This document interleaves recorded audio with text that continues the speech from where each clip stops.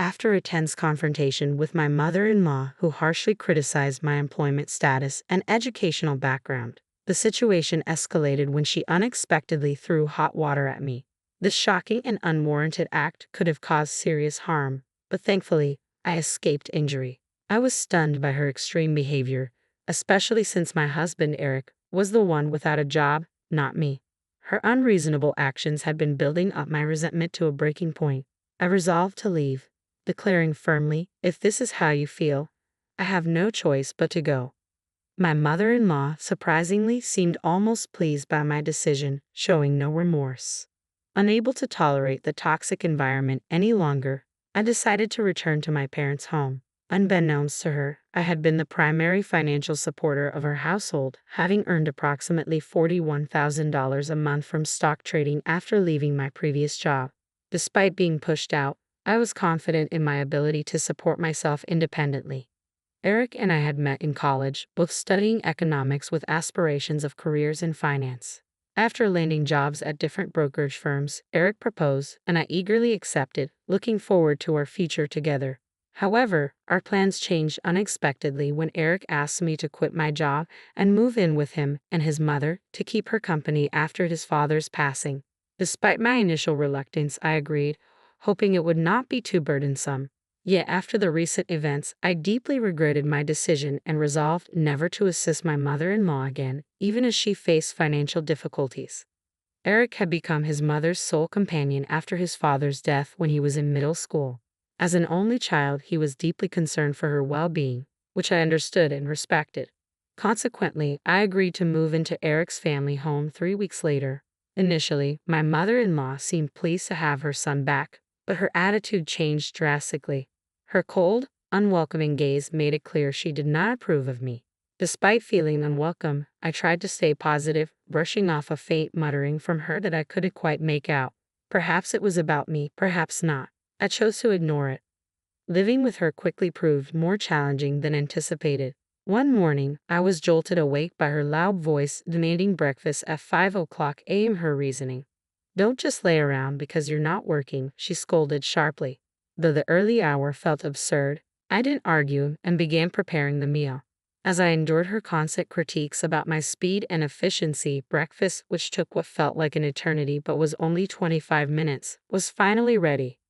I apologized for the delay, only to be met with more complaints about the time it took me. Her next grievance was that the soup was too salty, though I honestly didn't think it was. According to her, my cooking was a deliberate attack on her health. "Are you saying there's something wrong with my taste? Are you trying to kill me with these salty meals?" she accused. Stunned by her harsh words, I questioned her motives, a mix of curiosity and concern bubbling up inside me. Finally, I asked, "Why are you so harsh on me? What's going on?" "What are you talking about?" "I don't think I'm being harsh," she retorted. "Are you trying to make me look like the bad guy?" "That's not what I meant." Her response only left me feeling more overwhelmed by her constant pressure, unable to argue back. "Finish eating and start cleaning. After that, there's laundry to do. There's no time to rest," she commanded.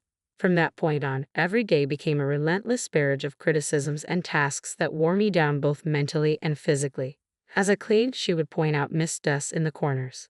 While doing laundry, she complained about stubborn stains. After about a month of this routine, I felt myself nearing a breaking point and decided to talk to Eric about it. "It's about your mother," I began hesitantly. "She's been very critical every day, and it's becoming difficult for me. Could you please ask her to ease up?" Eric's response was shockingly non-existent, which initially irritated me. But then I noticed he looked unusually pale, as if burdened by something significant. "What's wrong? Did something happen?" I asked. After a pause, Eric hesitantly revealed, "Actually, I've been fired from the company." I was stunned, unable to process his words immediately. "Is this some kind of joke?" "It isn't," Eric explained. "Due to an economic downturn, the company had to downsize, and I was laid off." "So you'll be unemployed from tomorrow?" I asked. "Well, I can work for one more month after receiving the notice of dismissal," he said. "But fortunately, I've been using my knowledge from my time at the securities company to trade stocks. Though it was challenging at first, I'm now earning about $41,000 a month. So we're not struggling financially." I comforted Eric, and for a brief moment, set aside the ongoing harassment from my mother-in-law. From the following day, I continued to endure her harsh treatment while Eric was out of work. Feeling the need to be strong and supportive, I pushed through the challenging situation. A month later, Eric's official unemployment status took a toll on us both. At first, he made an effort to look for a job, but soon he began spending most of his time at home, offering excuses instead of making progress. Shouldn't you start looking for a job more seriously? I suggested, hoping to motivate him to find a new path forward. I'm looking, but it's tough to find a good company that suits me, Eric replied, his voice lacking any real urgency or intent to find new work soon. Reluctantly, I continued to be the primary provider. As time passed, my mother-in-law's harshness only intensified, leaving me increasingly drained.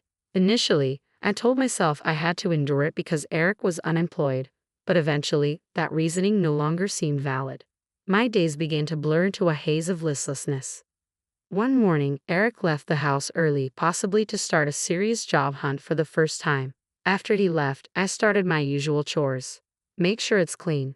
Do it properly, my mother-in-law nagged from her spot on the living room sofa, sipping her coffee and throwing sarcastic comments my way.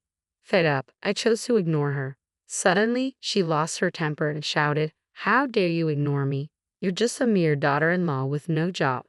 I kept cleaning, trying to block out her harsh words, but her anger only escalated. She confronted me again, yelling, "Unemployed and uneducated people like you should leave this house." In her rage, she splashed the hot water she had prepared for her coffee onto me. "It's hot, please stop," I screamed, shocked by her sudden aggression. Thankfully, the water wasn't boiling, so I avoided serious burns, but the situation could have been disastrous. With a cold, unfeeling smirk, she venomously declared, "This is what I've been saying. If you're not working, leave this house." Exhausted by her relentless hostility, I struggled to maintain my composure. I felt I had no choice but to comply with her demand. "All right, I'll leave," I said. "Good, that makes things easier. Leave quickly," she snapped. I swiftly packed my belongings and decided to leave that very day, unwilling to endure another moment in such a toxic environment. I headed straight to my parents' home. When I arrived, my parents were surprised by my sudden visit but welcomed me warmly. I waited for a call from Eric, but it never came. No calls, no messages. Feeling isolated, I resolved not to reach out until he did.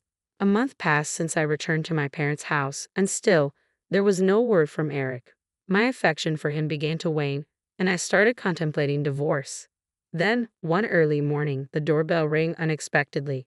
When I glanced at the monitor, I was stunned to see both Eric and my mother-in-law standing outside. "What now?" I muttered to myself, baffled by their sudden appearance after all this time. "Yes, what can I do for you?" I asked through the intercom. "I've forgiven you now. Come back home quickly," my mother-in-law shouted, her voice harsh as usual. "Forgiven me? What are you talking about?" I was perplexed. I hadn't done anything that required forgiveness from her. After expressing my confusion, I ended the intercom call, boiling with frustration at her presumptuous attitude. However, they didn't leave.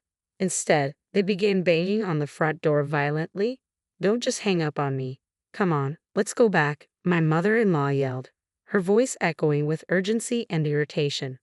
Concerned that their loud presence might disturb the neighborhood, I felt a surge of anxiety about their relentless insistence.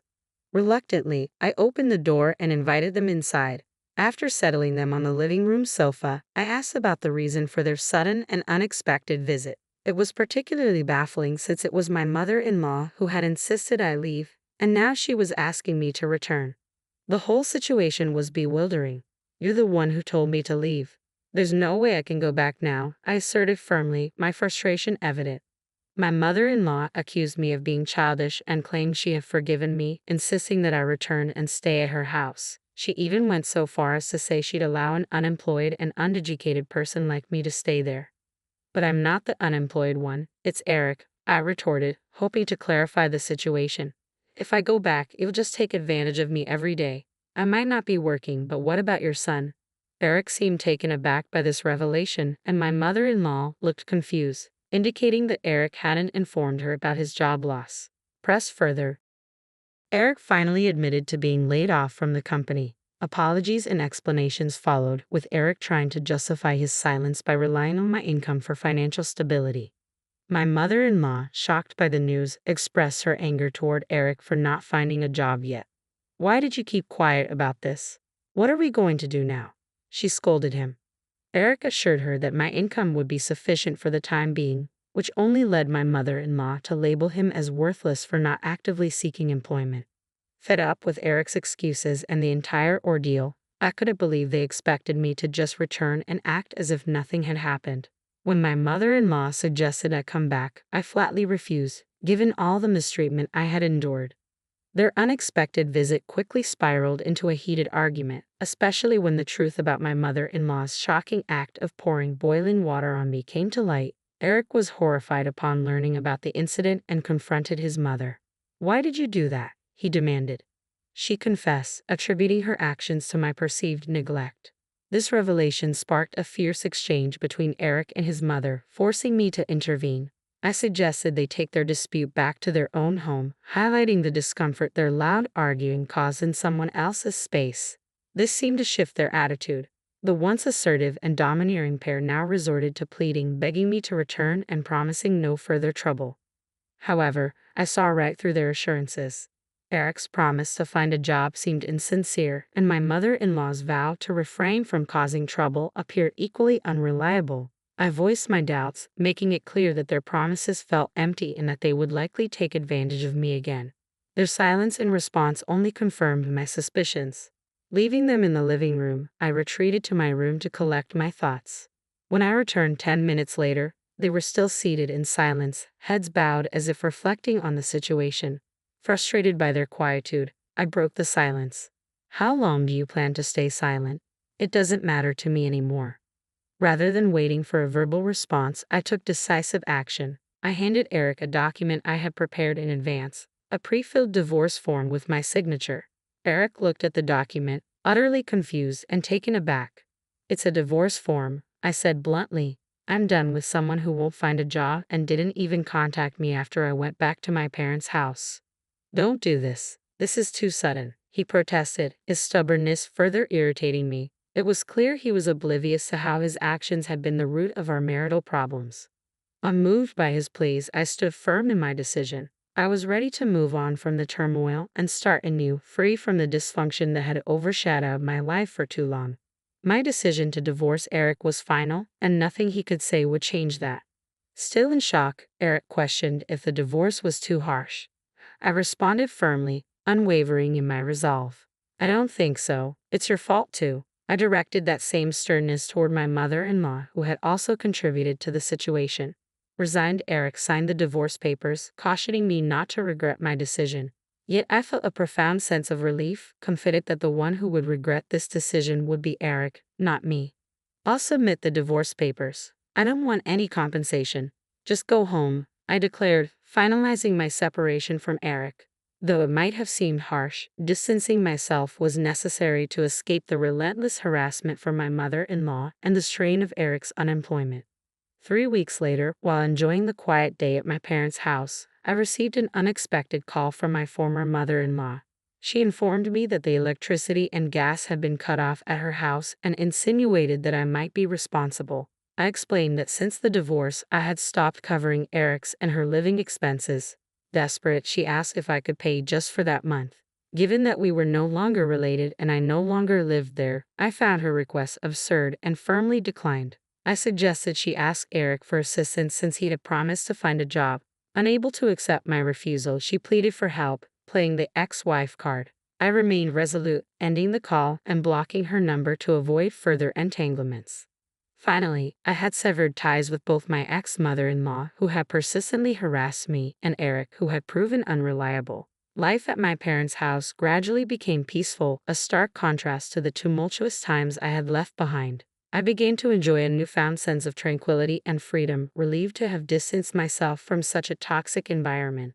Several months after closing that turbulent chapter, I found myself on holiday, checking stock charts and enjoying the peace of my new routine. It was then that I received an unexpected message from Eric. He apologized for everything, acknowledged his past reliance on me, and mentioned his recent employment at a factory. Despite his apology, I felt no desire to re engage with that part of my life. Eric also wrote about his mother's continued harsh behavior and expressed a wish for me to come back.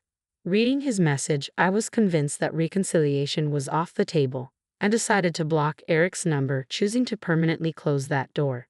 8 months post-divorce, life took a more positive turn when a friend introduced me to a new man. He was dependable, treated me with respect, and despite our age difference, we found a strong connection. While we weren't rushing toward marriage, I cherished the happy moments we shared. He brought a sense of joy and stability that I had long missed, allowing me to focus on the present and leave my troubled past behind. With him, I began to truly rebuild my life, appreciating each day as it came and looking forward to what the future might hold.